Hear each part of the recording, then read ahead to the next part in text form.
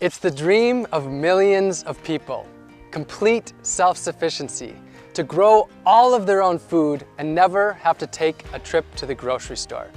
But for most people, it's just that, a dream. The ease of our current global industrial food system is just that, too easy, too convenient, too time-saving, and too alluring. I've been exploring food for nearly a decade, and since the beginning, I've had the burning question: could I step outside of the big ag system? Could I go without grocery stores and restaurants? Nothing packaged or processed, nothing shipped from a far-off place. Could I grow and forage 100% of my food, everything that I ate for an entire year? That's exactly the journey and the quest that I decided to set out on, and now I'm here to share the story with you. But one big thing. I had very little experience with growing my own food. When I lived in San Diego, I did have a few raised beds where I grew some greens, tomatoes, and herbs. But as a traveler for the last 7 or so years, I had never really settled in one place long enough to grow my own food. So in order to do this, I would have to settle in one place. And that place that I chose is Orlando, Florida, where I'm sitting right now. Besides being really fresh to growing my own food, I was also fresh to the scene here in Orlando and Florida. And I was giving myself just 2 years here before hitting the road again.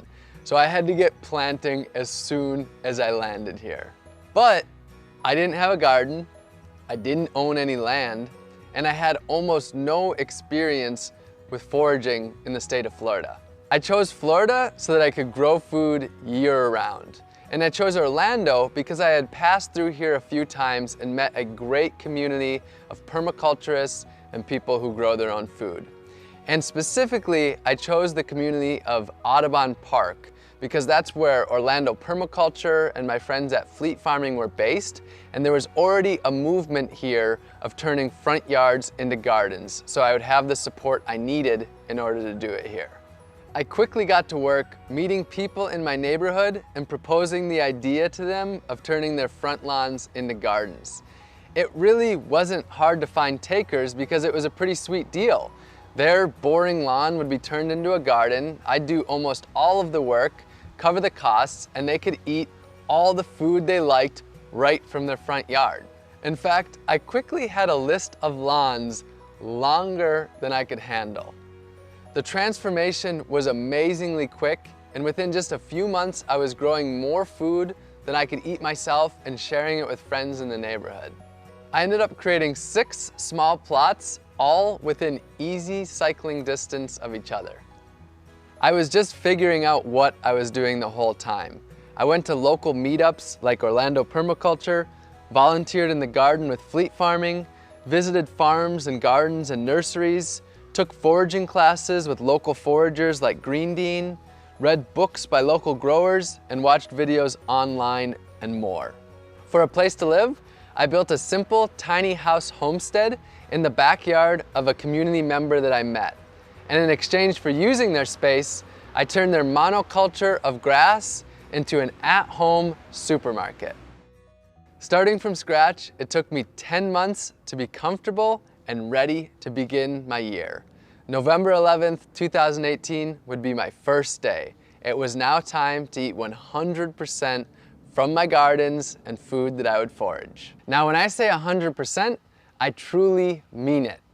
No grocery stores or restaurants, no drinks at a bar, nothing packaged or processed, nothing shipped long distances, no farmers markets, not even going over to my friend's pantry or even going to their gardens or their food forests. Why not share food from my friends' gardens? Because I wanted to truly immerse in my food.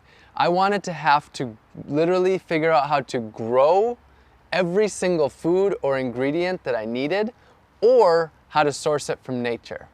Many people know me for my dumpster diving to raise awareness about food waste. And a lot of people who follow me online assumed that I would still be eating from dumpsters.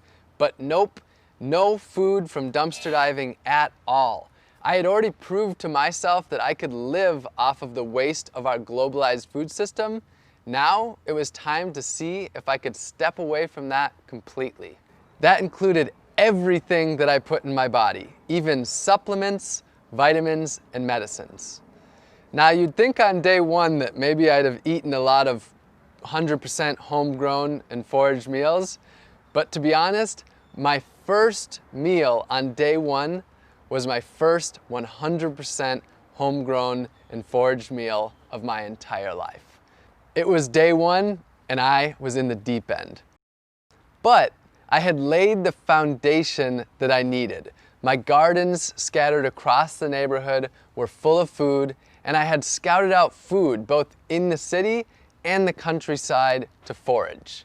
My supermarket was on nearly every street I could walk down, and the shelves were stocked.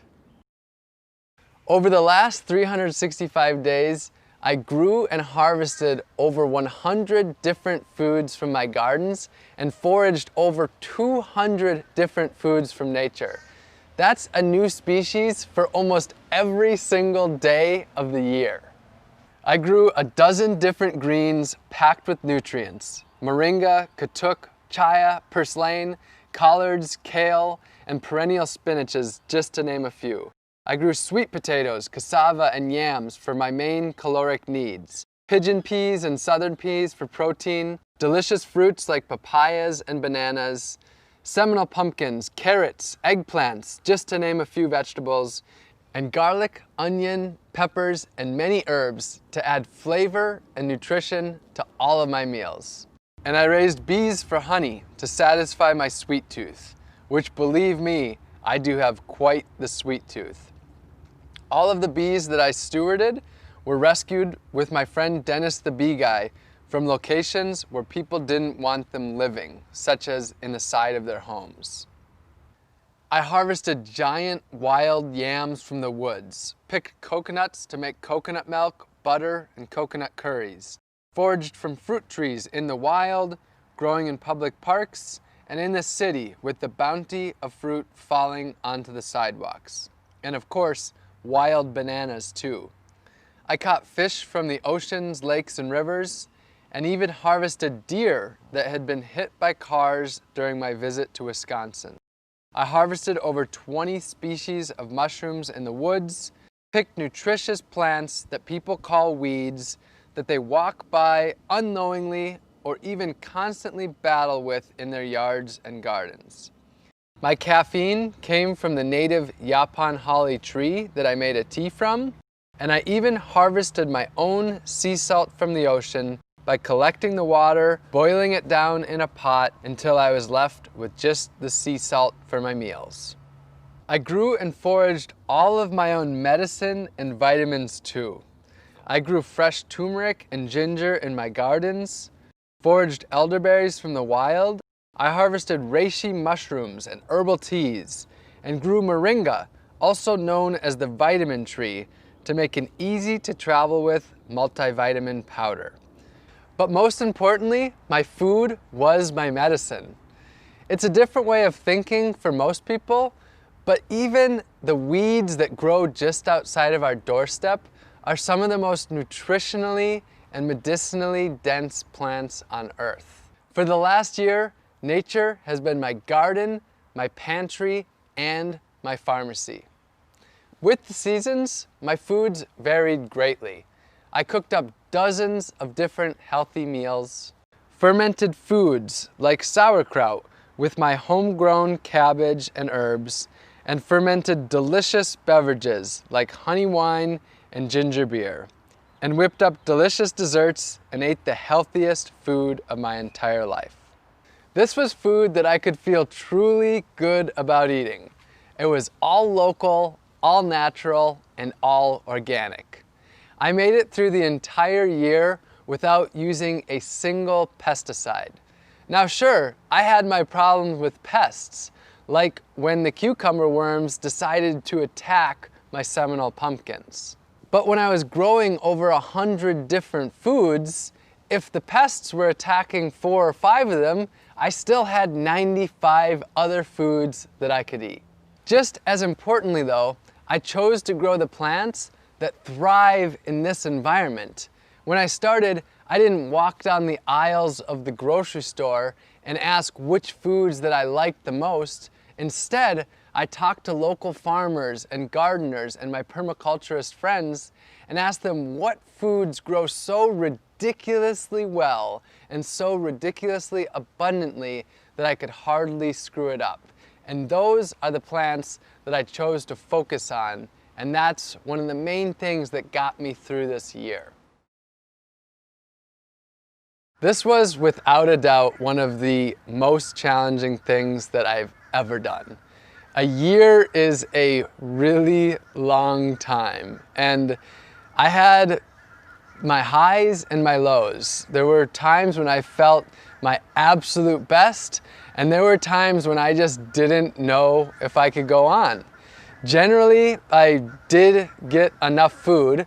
My weight stayed the same about the entire time, so I did have enough calories, but there were times when I felt like I was really deficient, mostly in fat and protein. Those were the times when I found it really hard to want to keep going.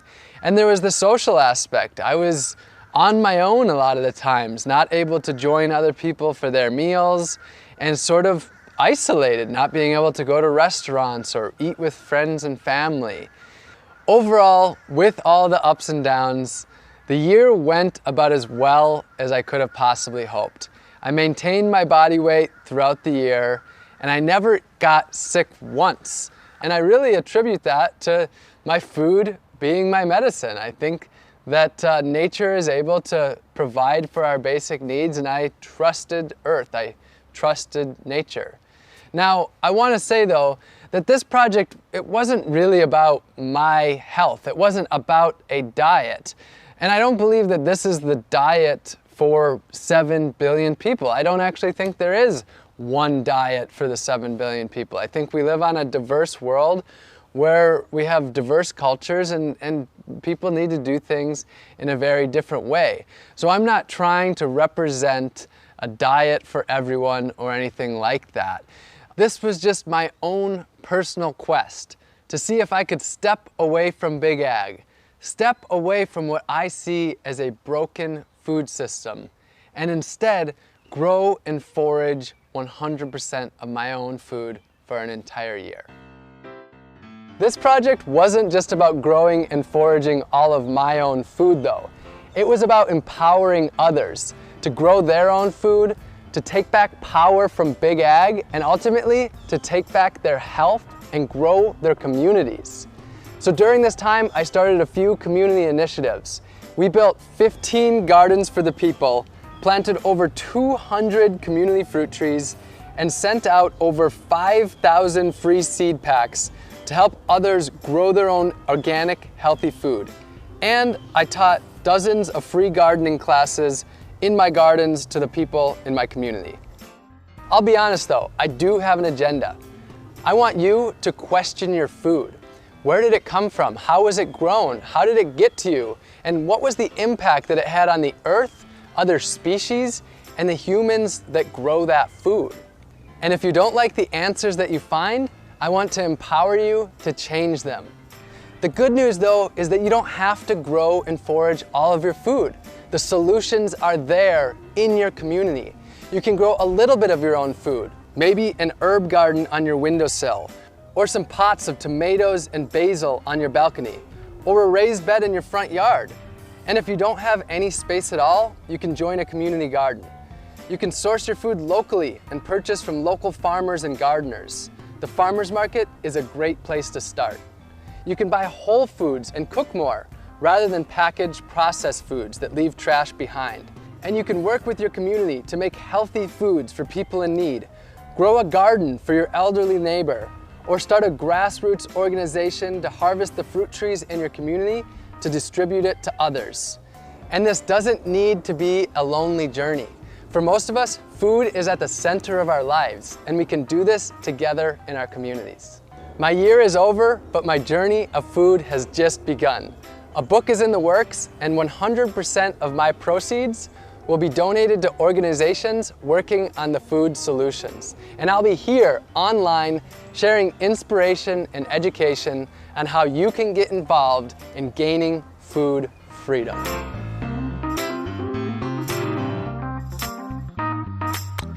My mouth is cold now. My own medicine and vitamins too.